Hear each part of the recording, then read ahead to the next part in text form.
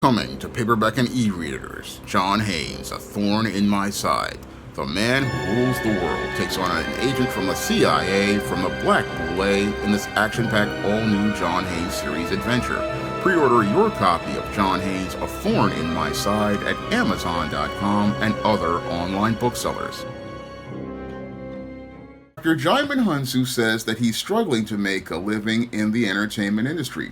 Now, the 60-year-old African actor who has been nominated twice for 2 Academy Awards and a Golden Globe says he's still struggling financially in spite of having an acclaimed career starring in many box office blockbusters such as Blood Diamond, Guardians of the Galaxy, and films like Amistad, films that were critically acclaimed, and box office blockbusters like Shazam and Shazam Fury of the Gods and A Quiet Place and Gran Turismo. He says that he basically is still struggling to make a living, even though many of these films went on to become box office hits. Now, the statements of Djimon Hounsou mirror that of another Academy Award-nominated black actress, Taraji P. Henson, who says that she's still struggling as related to making a living in the entertainment industry.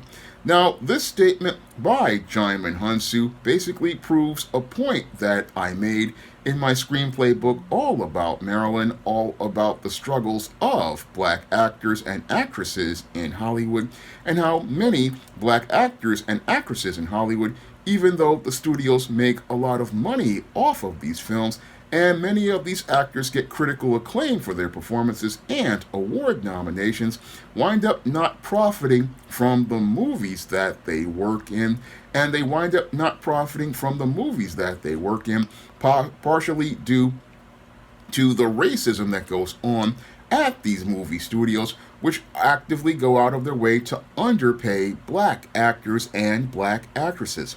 Now, what many people don't know about the entertainment industry that I know as someone who has studied the business for over 25 years is that when it comes to black performers, oftentimes what studios will do is lowball a black performer in order to be able to keep things under budget.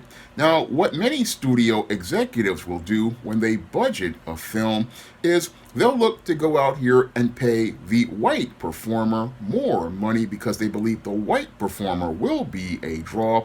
However, when it comes to the black performer, what they look to do is lowball the black performer, and lowball the black performer because they believe that, one, they believe that the black performer is a higher risk as related to profit, and 2, they want to lowball the black performer because they believe they can get over on the black performer because the black performer really doesn't know how to negotiate as related to business. And with many black actors and actresses seeing that jobs in Hollywood as related to acting are extremely limited, what they will do is go out here and take that lower salary because they know that opportunities at getting jobs in acting are really hard to get, because oftentimes when it comes to many studios, a lot of times the screenwriters and the producers don't really make a lot of material with black performers in mind, and a lot of times they don't really write a lot of scripts that are written specifically for black performers, so there's a lot of competition to get the roles that are available to a black performer between foundational black American actors and many foreign black actors. And with the competition being fierce, what happens in the case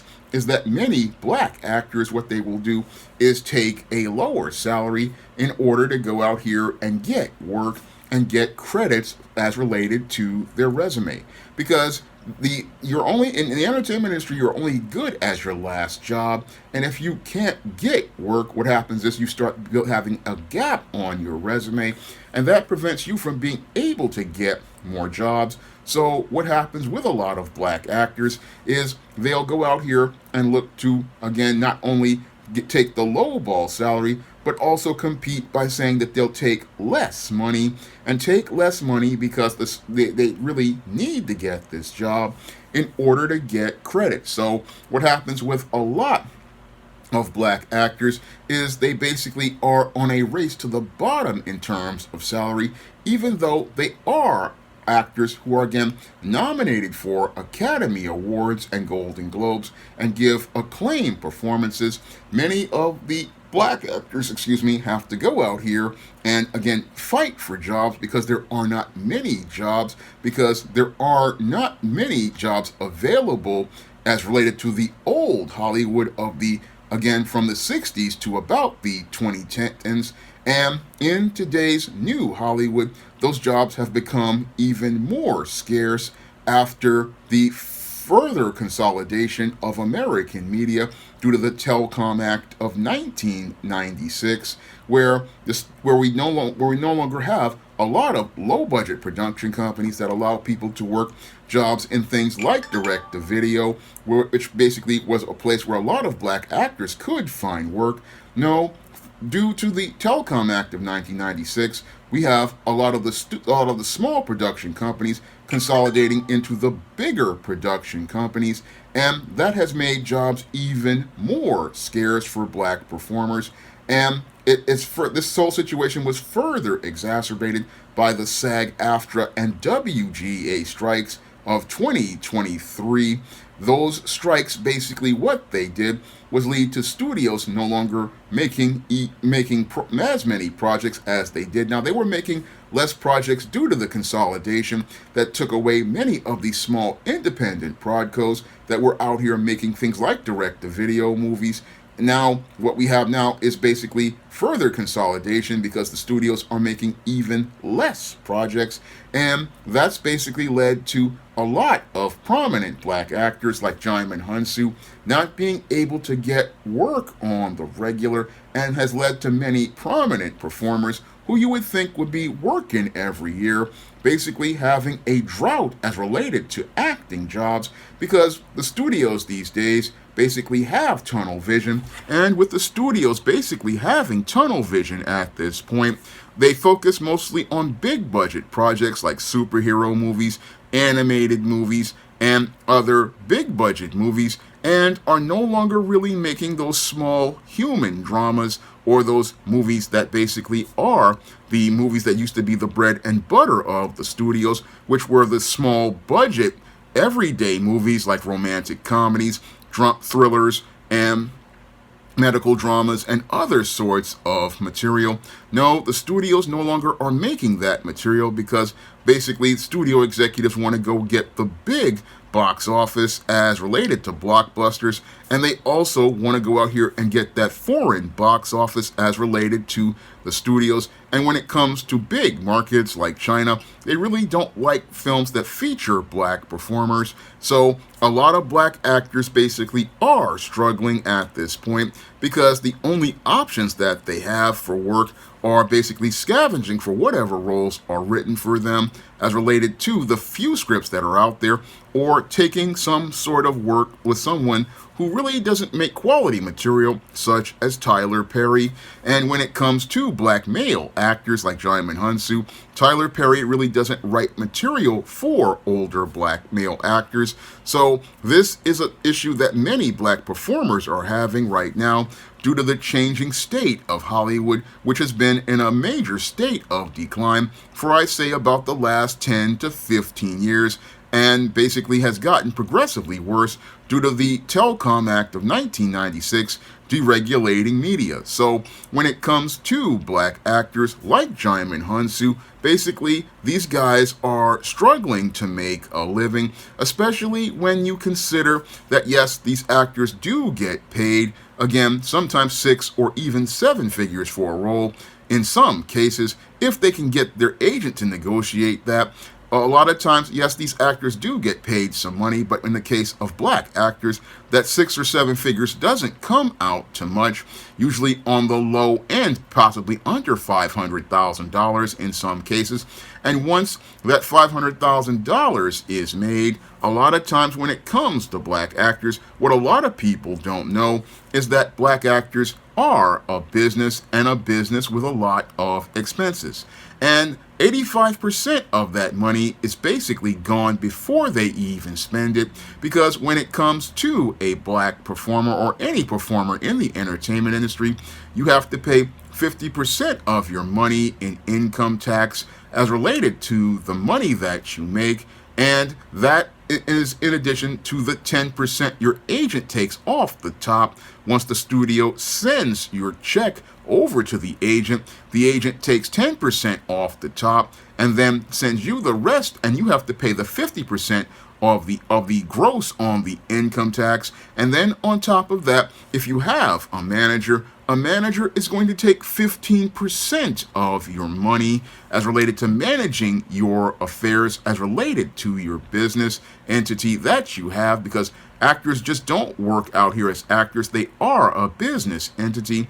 And on top of that 15% that your manager takes, then you have to pay another possible 10% on state tax, depending on where you live. If you live in California, you have to pay state tax.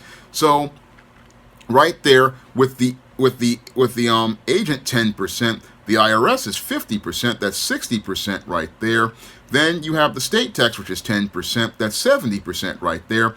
15% goes to your manager, and basically at that point, all you've got is 15% of a 6-figure salary, and basically that's all you have to live off of after you finish paying your expenses. Not to mention, you might possibly have other business expenses like tuxedo rentals for premieres. You might have other things like renting cars and stuff like that when you travel, and airfare. So a good chunk of an actor's money is eaten up before they basically have it to spend. So this is where I can again sit down and look at Djimon Hounsou and see how he's struggling to make a living, because Hollywood as a business has basically changed, and as that business has changed, the chances of actors like him, who again are critically acclaimed, getting jobs becomes very hard when it comes to studios where there is a lot of competition for the limited amount of roles that are available,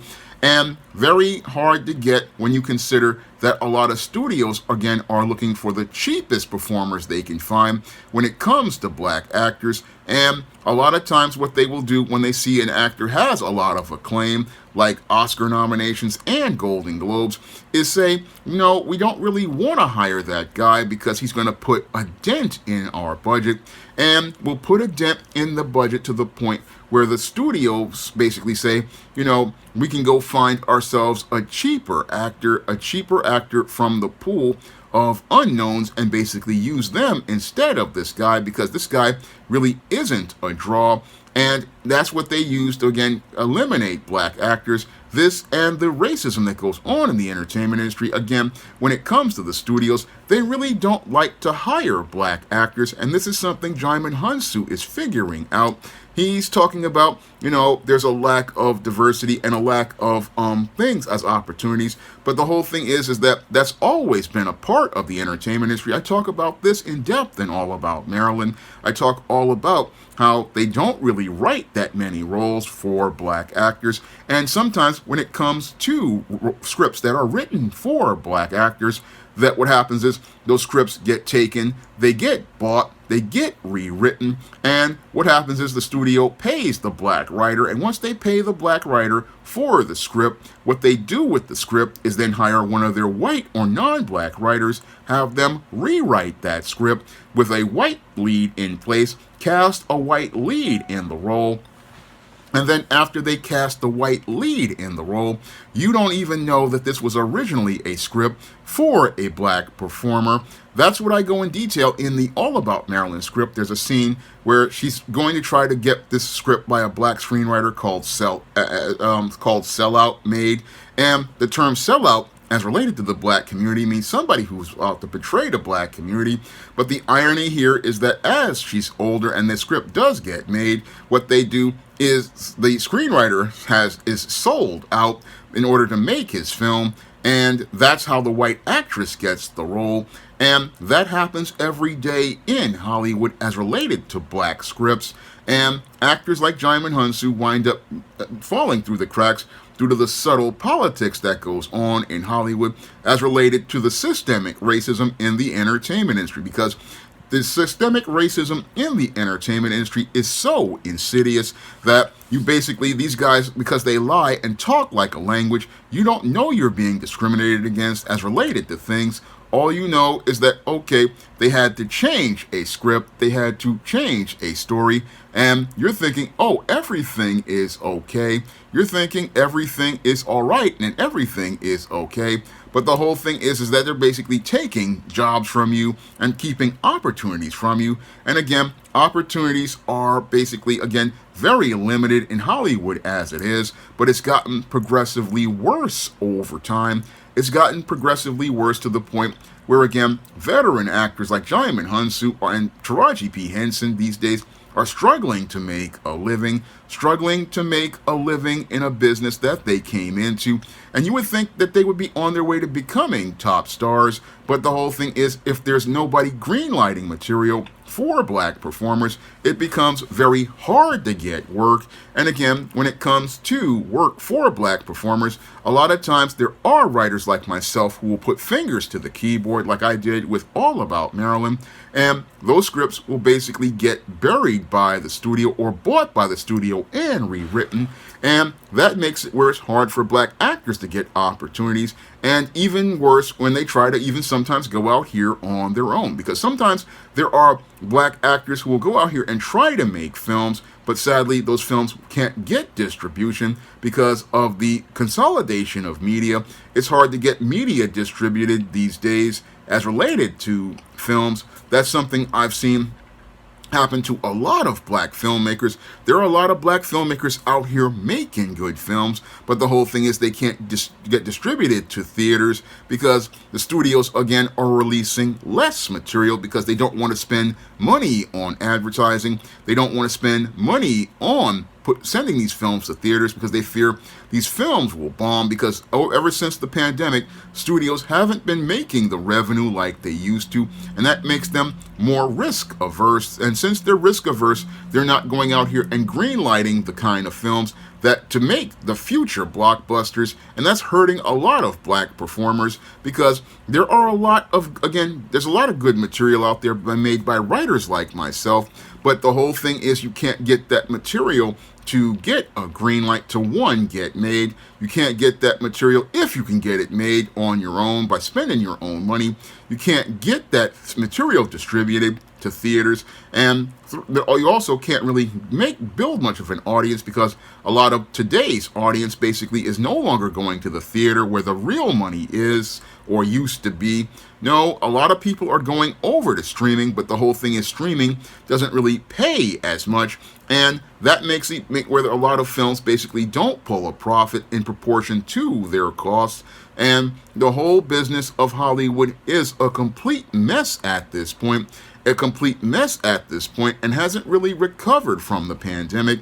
And this is where we've got actors basically sitting here saying that they're struggling, like Djimon Hounsou, struggling to make a living because we've lost a lot of movie theaters as related to distribution. Here in the Bronx, we lost the Concourse Multiplex, the only theater in the South Bronx as related to movie theaters. And we've lost lots of movie theaters all across the country, and that also hurts the box office overall. So the entire business model is in a major state of upheaval. And what we're hearing now is more and more actors who are famous, like Djimon Hounsou, saying that they're struggling to make a living. Even with Golden Globe and Oscar nominations, they're struggling to go out here and be able to get those jobs.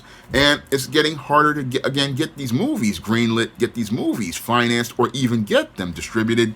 So this is all part of an overall change as related to the business, and a change for the worse that shows, again, the tunnel vision that's going on as related to the business. Because I remember a time in the 1980s when the studios, again, were making these small budget movies, and they were the films that they built their blockbusters on. But sadly, America has to get out of this tunnel vision with superhero movies and big budget blockbusters if we hope to revive the movie business. But sadly, that may not be possible because people have been conditioned to go out here and watch movies on streaming. And streaming, again, doesn't make as much revenue as it would as going to the theater. And we may be in a major paradigm shift as related to the entertainment industry. And we may hear from more performers, not only black performers, but white performers as well, saying that they're struggling to make a living in a changing business, that of Hollywood, that isn't the same as it was in its golden age. Now, if you want to learn more about the struggles of black actors and black actresses in Hollywood, you can pick up my screenplay book, All About Marilyn, which is now available on Amazon.com in paperback and Kindle format, and you can learn all about the struggles of black actors that have been dealing with in Hollywood for years in this screenplay, and you can pick it up again in paperback and Kindle format on Amazon. And if you want to check out the scripts for the TV show that Marilyn Marie starred in, All About Nikki, I wrote 13 episodes of a fabulous first season of that TV show to show you what show Marilyn was on. And you can check out all 13 of those episodes on Amazon.com and other online booksellers like Draft the Digital, Google Play, Barnes & Noble, and big box retailers like Walmart and Target.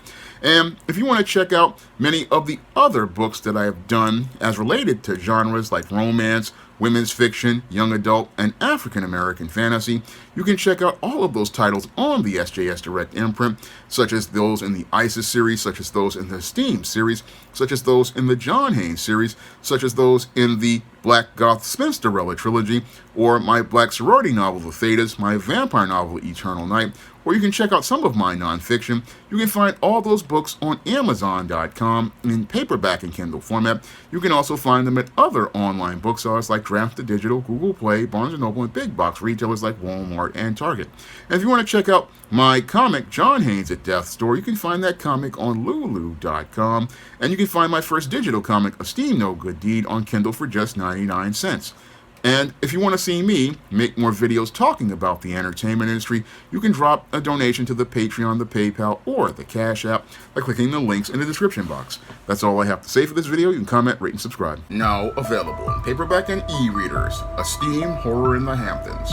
The aspiring angel tries to escape a house of horrors in this action-packed, all-new Esteem series adventure. Get your copy of Esteem Horror in the Hamptons in paperback and e-readers at online booksellers everywhere. Now available in paperback and e-readers, Isis, Dark Incubus. The goddess next door gets enthralled in a romantic entanglement with an evil incubus in this all-new Isis series adventure. Get your copy of Isis, Dark Incubus in paperback and e-readers today. Now available in paperback and e-readers, Isis, Amari's Revenge. The goddess next door is confronted by a Nubian queen out for revenge at the Metropolitan Museum of Art in this inaugural Isis series adventure. Get your copy of Isis, Amari's Revenge in paperback and e-readers at Amazon.com and online booksellers everywhere. Support Black-owned and Black-operated digital broadcast media. www.niceradionetwork.com. Nice Radio Network, broadcasting 24 hours a day, 7 days a week.